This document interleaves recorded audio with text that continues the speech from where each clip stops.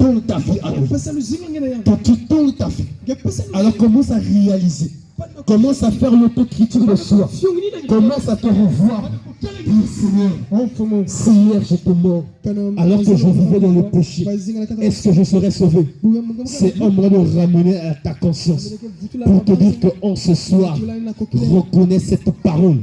Elle est capable de te sauver. Seule cette parole peut t'emmener à la résurrection. Parce que c'est celle qui délibère l'esprit. Jésus a dit, Père, sanctifie-leur par ta parole, car elle est la vérité. Amen, amen, amen. 17, 17.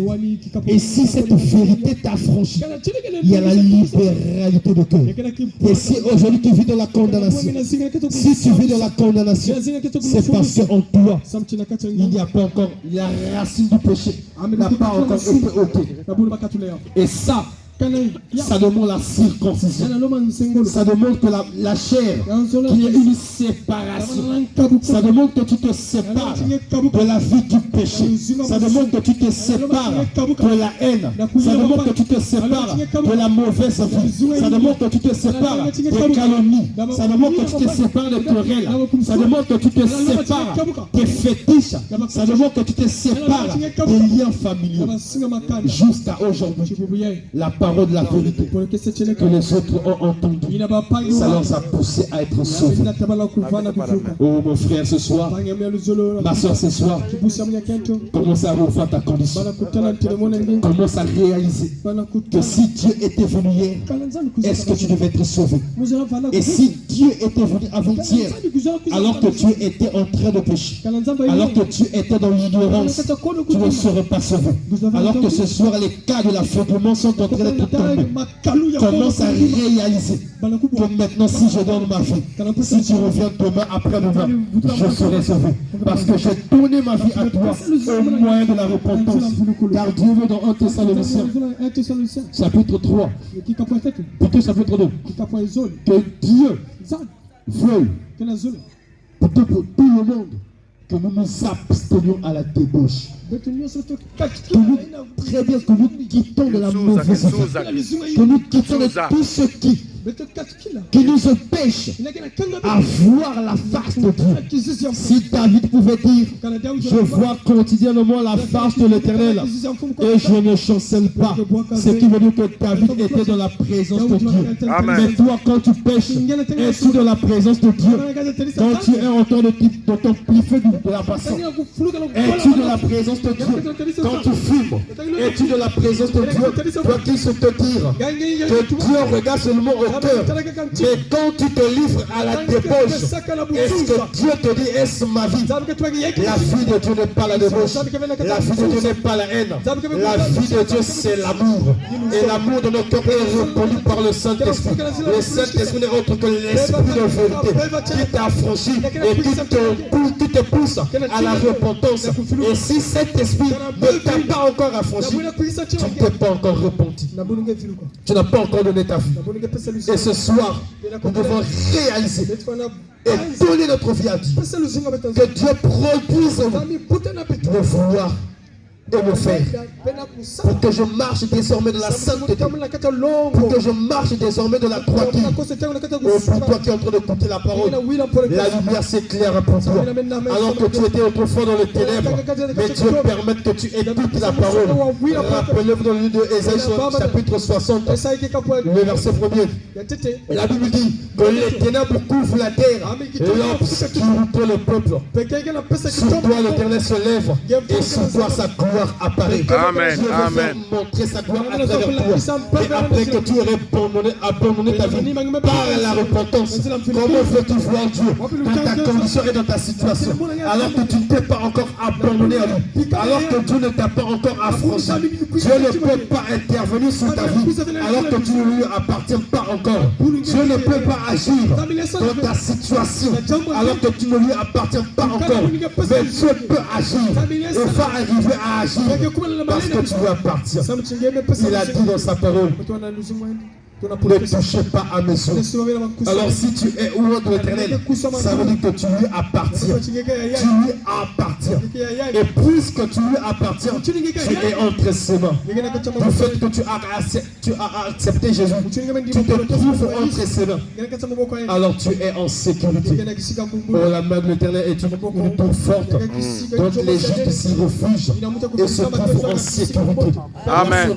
La sécurité pour toi aujourd'hui, c'est la parole de vérité. Amen. La sécurité pour toi aujourd'hui, c'est la parole que tu écoutes. Non pas la parole d'hier, mais une parole d'après le temps et d'aujourd'hui. Amen. Une parole de la réalité, une parole de l'actualité, une parole qui agit et qui démontre par la puissance et la vérité de l'évangile. C'est cette parole qui t'emmène à la conversion. Oh, qui a cru à ce que nous avons été annoncé, dit Esaïe? Qui a cru au bras de l'Éternel? Qui s'est donné à Jésus? Qui s'est vraiment et véritablement donné? Qui s'est complètement abandonné? Oh Jésus, ce soir, je m'aurais abandonné ma vie à toi. Je m'aurais donné mon âme à toi, afin que mon cœur, dès aujourd'hui, ne vive plus dans la culpabilité. Sois mon avocat, désormais, dès aujourd'hui et à jamais. Sois celui qui plaidera cause de moi auprès du Père. Sois celui qui parlera de ma part en ce jour-là, après que je sois. En nous venons le livre, la Bible dit qui pourrait nous dire, qui peut condamner, qui peut condamner, selon que le Jésus a ôté ce fardeau de la condamnation au moyen du sang de Jésus. Et cela nous emmène à la repentance. Ça nous emmène à réaliser et à donner sa vie à Jésus. On commence à réaliser dans ton cœur, est-ce que tu as donné ta vie à Jésus? Parce que si tu n'as pas encore donné ta vie à Jésus, si Jésus vient maintenant, tu n'iras pas avec lui. Et tu n'as pas l'expérience, tu n'as pas cette assurance de la résurrection. Parce que l'Esprit de Dieu n'est pas ton Père. Mais une fois que tu te donnes par la repentance, dire à Dieu, sinon je reconnais la parole de la vérité.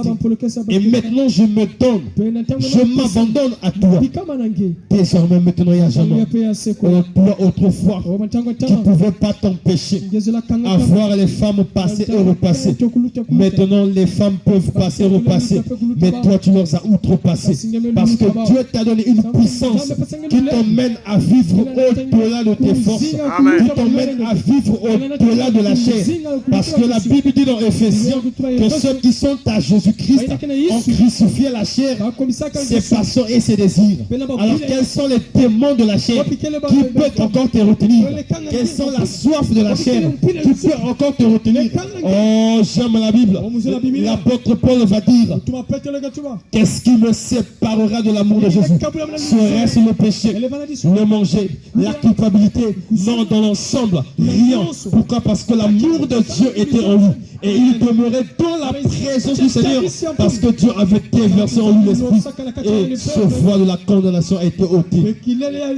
Aujourd'hui, qui veut donner sa vie à Jésus pour que cette voile soit ôtée, pour que Christ t'affermisse, que tu te donnes à lui, que tu te livres à lui, et que lui seul en soit ton maître, que lui seul possède ton cœur, que lui seul t'emmène à la réalité, afin que tu voies la puissance de Dieu, afin que tu contemples la paix. Oh, je voudrais dire encore à quelqu'un que tant que tu n'as pas encore Jésus, tu n'as pas encore la paix. Parce que la Bible dit dans Luc chapitre 10, pour ceux qui apportaient le nom de l'Éternel, que Dieu avait envoyé, qu'il proclame en premier la paix. Et la paix n'est que le shalom, le Saint-Esprit qui est proclamé. Que l'Esprit de Dieu que l'Esprit de Dieu se répande dans votre cœur et cela vous produira la paix qui est l'assurance qui t'emmène à marcher la certitude, qui t'emmène à vivre en paix et dans la joie. Quand la Bible dit soyez toujours joyeux, c'est parce qu'on nous demeure l'Esprit de Dieu et l'Esprit de Dieu est dans la joie. Voilà pourquoi à l'entrée de Jérusalem, à Capernaum, quand Jésus rentrait, il y avait des cris de joie. il y avait les alléluia. Et aujourd'hui, quand Christ rentrera dans ta vie, ça produira en toi la joie, l'amour, les alléluia. Pourquoi? Parce que Christ a affranchi ton cœur. Pourquoi? Parce que tu as écouté la parole de la vérité. Et cela t'emmène à la réalité de la parole. Pour que tu comprennes que pour toi, Dieu est réel. Que le Seigneur Jésus-Christ te bénisse. Amen.